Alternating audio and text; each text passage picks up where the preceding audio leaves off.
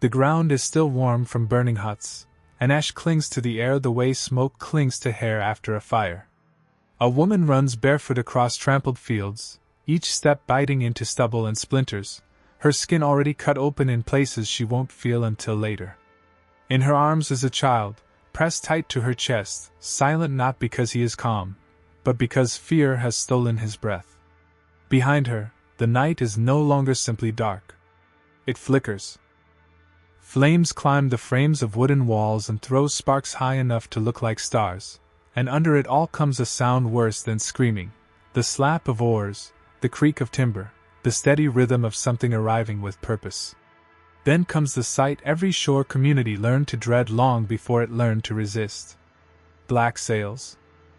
She doesn't look back, because she already knows what she would see if she did: her husband among the fallen, the roof folding inward, the village collapsing into heat. And somewhere behind the men with axes is the truth no one says out loud until it is too late.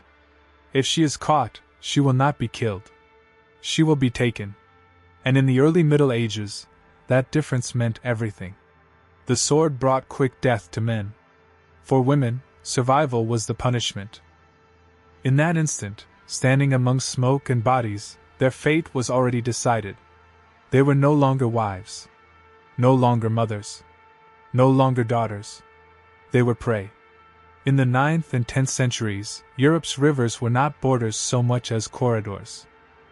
The Seine, the Loire, the Rhine, the Volga, waterways that should have been lifelines became open roads for Scandinavian raiders, because longships could strike without warning, vanish just as quickly, and return again before the smoke had cleared. For coastal villages and river towns, this created a new kind of terror, not siege, not conquest, not even war in the familiar sense. Sudden arrival. Frankish annals describe it with the same grim pattern: no declaration, no negotiation, no time to gather men or close gates. One moment there is quiet. The next there is fire, steel, and shouting in a language that makes even prayer feel useless. Men understood what awaited them. Death was fast, and often immediate. Women understood something else. Medieval chroniclers rarely dwell on emotion, they record outcomes. They leave us not with drama but with verdicts, lines written as if human lives were weather. The Annals of Ulster, year 821, offer no metaphor and no lament. Just the sentence: "The women were taken by force." Decades later, the Annals of Fulda repeat the same refrain with the same cold certainty. "They were dragged away like cattle." One Irish scribe, perhaps unable to remain completely silent, scribbled a marginal note that feels like a last attempt to keep a person from becoming a statistic. The widow of Flann, taken with her children. That is all. No rescue. No return. No explanation. An entire life reduced to a line, and then to nothing. This is the first thing we have to understand about Viking raids. Women did not disappear by accident. They vanished by design.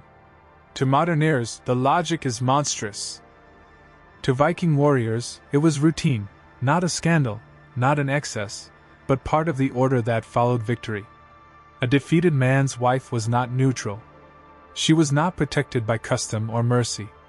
She was a visible marker of conquest, proof that a community had been broken beyond repair, and would not simply stand back up once the raiders left. The sword ended resistance. Women ensured it would never rise again. That is why the sources speak so plainly. There is no outrage, no debate, no. This should not be. Within the logic of the age, this was not the collapse of law. It was policy. And once the fires burned low, the real division began. The battlefield after a raid was never silent. Smoke curled upward from broken roofs, bodies still twitched in the grass, and the victors moved with grim efficiency, not to tend the wounded or bury the dead, but to sort what remained. Men to one side, dead or bound. Women and children to the other.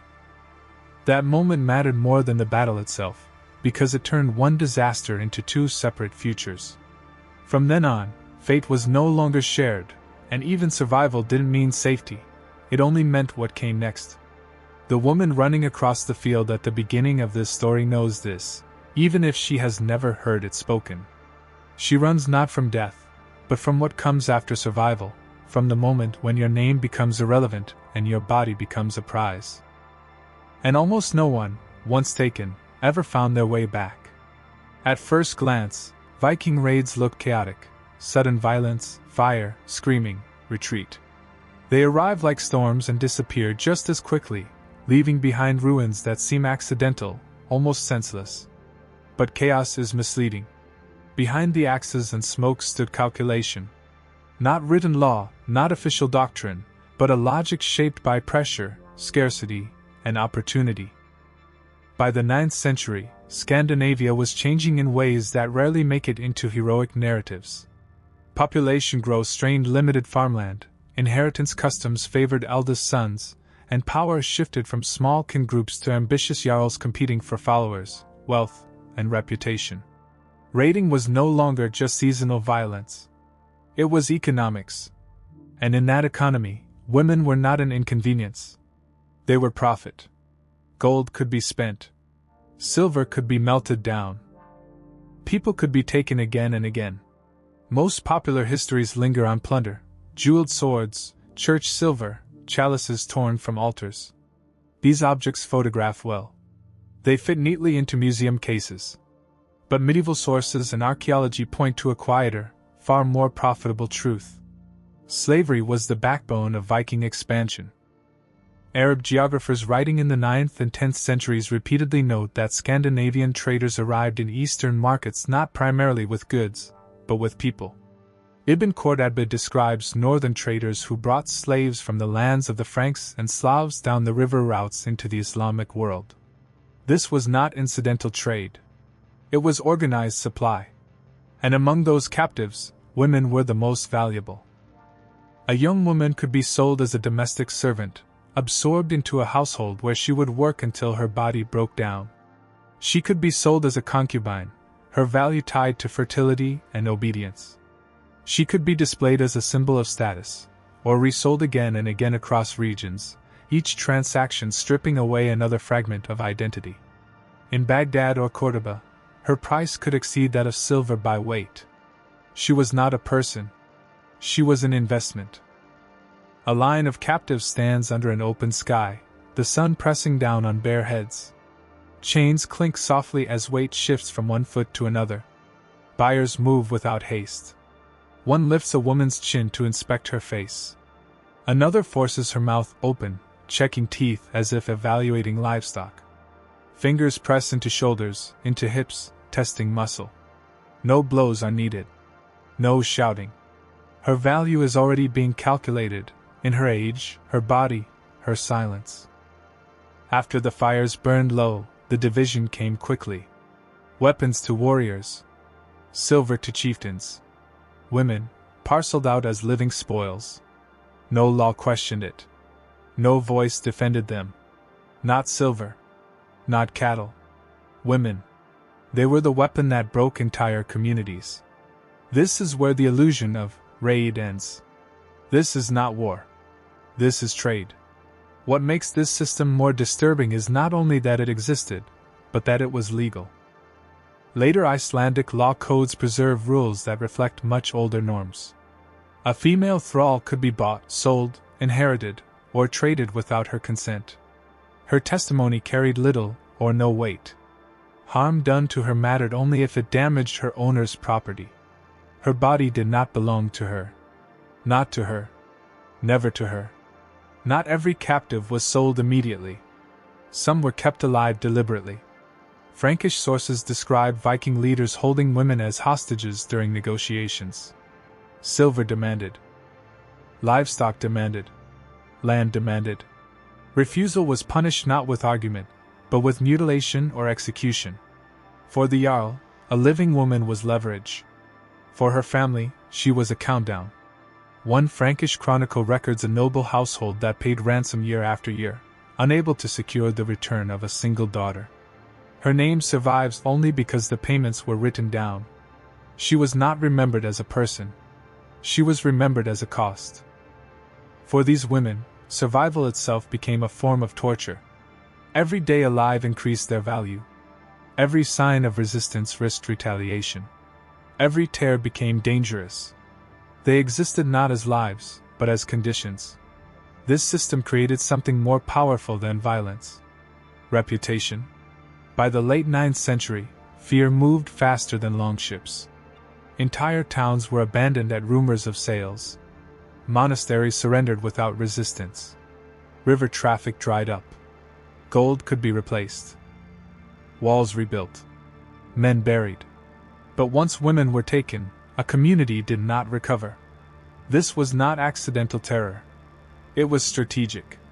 Archaeology breaks the silence the chronicles left behind. In York, excavations uncovered the skeletons of young women whose isotopic signatures traced them back to Ireland. Their bones tell a story parchment never did: spines compressed by relentless labor, joints damaged far beyond their years, teeth worn down by hunger and malnutrition. In Sweden, iron collars have been unearthed, heavy, crude, sized not for warriors, but for women and children. When tested, their locks still snap shut. Not decorative. Not symbolic. Functional. Each collar is proof that captivity was not meant to be temporary. It was designed to last. Some sources whisper of extremes meant to be remembered. Women tied to ship masts. Displayed alive as warnings to the shore. Black sails rising from the mist. And on the mast, a human body swaying like a banner of conquest. Even rumor was enough. Fear does not need to be true. It only needs to be believed. At this point, the image of the woman running across the burning field changes. She is not fleeing a raid. She is fleeing an economy. A system built to erase her name, her past, and her future, and convert her life into currency that could be exchanged, inherited, or discarded. Once taken, she would not become a footnote in history. She would become silence. Not all brutality during Viking raids was chaotic or impulsive. Much of it followed patterns that were familiar, expected, and, most disturbingly, accepted. Ritual mattered deeply in Norse societies. Birth, marriage, oath-taking, and death were all surrounded by ceremony, gesture, and repetition. War was no exception. Violence, when framed as ritual, stopped being questioned. Often, it was staged. Because ritual turns domination into legitimacy. Chaos terrifies. Ritual reassures the victor. Frankish Bishop Prudentius accused the raiders of shamelessly defiling women before the eyes of their husbands and relatives. This was not a private crime. It was a message. To humiliate a woman publicly was to declare absolute victory, to destroy not only individual dignity but the social fabric itself. This violence was not uncontrolled desire. It was theater. A performance designed to be seen, remembered, and carried home by survivors. In the year 922, Ahmad ibn Fadlan encountered Scandinavian traders along the Volga River. He recorded a funeral ritual in which a slave girl was selected to accompany a chieftain into death. She was intoxicated, paraded, assaulted, and killed before witnesses. He wrote with disgust. Not sacred beauty, but cruelty wrapped in ceremony. Ritual does not soften violence. It organizes it. Ownership extended beyond labor. To sex. To display. To death. The archaeological record reinforces this silence. Thralls were buried without goods, without markers, sometimes outside cemeteries altogether. Present. But unacknowledged. Not named. Not honored. Not remembered. Captivity was no longer only about profit. It was about ownership so complete that even death offered no escape. Now return again to the woman running barefoot across the burning field. She is not fleeing only chains or markets. She is fleeing ritual. She runs because survival is not safety. It is only the beginning of exposure. By the late 9th century, Viking ships no longer needed to appear for panic to take hold. Fear moved ahead of them, through rumor, through memory, through reputation. The raid no longer needed to happen. Fear did the work. Chronicles record towns abandoned before battle, fields left unharvested, monasteries emptied in silence. Our wives will fall into the hands of our enemies. Not might. will. Gold could be replaced. Walls rebuilt. Men buried. But captivity was neither finite nor recoverable. Entire settlements fled without a fight. Archaeology confirms it. Tools abandoned, hearths cold, no signs of battle. Fear leaves quieter traces than fire. And it leaves them everywhere. Women appear in the record only as consequences. As threats. By the end of the Viking Age, terror had become infrastructure. A weapon requiring no ships, no warriors, no blood. Only memory. The Viking Age did not end with a final battle. It faded. And stories replaced fear. The sagas remembered warriors. They did not remember the women who crossed water in chains. Modern culture inherited this silence. Romance survives best where evidence is quiet. But soil remembers. Bones remember. Collars remember. Each artifact is a receipt. Every coin marks a transaction. Every collar marks ownership. Every bone marks a life bent out of shape and never restored. Thousands of women entered the Viking world. Almost none left it in history. They became process, not outcome. The Viking Age was not built only on iron and courage. It was built on human trafficking. On terror that traveled faster than sails. On silence that lasted longer than fire. Return one final time to the woman running across the burning field. She knows only this. If she is caught, she will disappear. No grave. No name. No memory beyond a line in someone else's account. And that knowledge, not the axe, not the sail, is the true weapon of the Viking Age. The true cost of victory is not silver or land. It is erased lives. So when we retell the Viking story, we face a choice. Repeat the legend. Or finally listen to the silence beneath it. The Viking Age conquered more than shores. It conquered memory. And memory, once shaped, can last longer than empires.